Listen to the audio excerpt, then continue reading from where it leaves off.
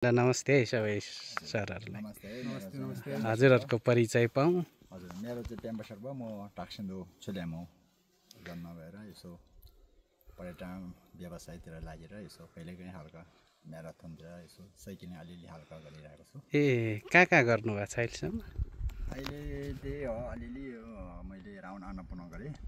हजुर। परारको साल। अनि पहिले यो 5 वर्ष अगाडि चाहिँ हामीले इलामको श्रीरामदुबाट उता रारातालसम्म चाहिँ साइक्लिङ गरेको थिएँ, त्यही 22-25 दिन जतिको। हजुर, त्यसमा जित्नुभयो? जित्नु भन्ने त्यो अब यसो टुरिज्मको लागि, यो टुरिज्म प्रवर्धनको लागि यसो हामी र्याली जस्तै हो, तर मैले चाहिँ अब पुरै अब निस्किहाल्यो। हजुर। अब पुरै गरौँ भनेर पुरै साइकल चाहिँ गाडीमा नराखिकन पुरै श्रीरामदुदेखि राराताल, मगुको रारातालसम्म चाहिँ पुरै साइक्लिङ यही साइकलमा पुरा गरेँ। कन्याम हुँदै जानु पर्यो है श्रीराम। ठिक हो।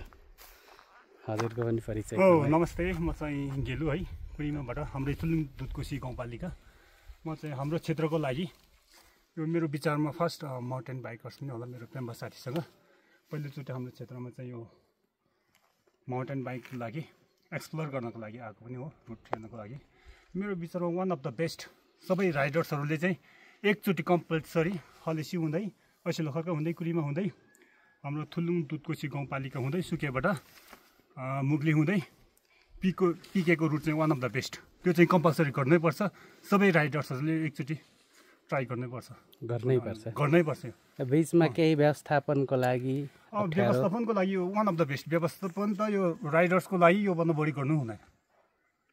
अनि स्पेसली हाम्रो यो स्थानीयको लागि पनि यो केही नयाँ नौलो।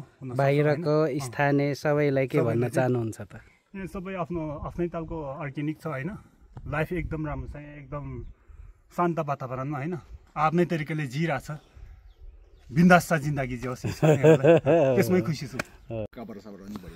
अब पछि हेर्नुपर्छ, गाउँपालिकाले अलिअलि सपोर्ट दियो भने केही अर्गनाइज चाहिँ गर्नुपर्छ। त्यही त कुरो चाहिँ अर्गनाइज गर्नुपर्छ। त्यही त यसो सुत्ने स्टेसन एउटा ट्रेन आफैले ल्यायो भने त पर्दैन तपाईँ, केही बेस्ट हुन्छ।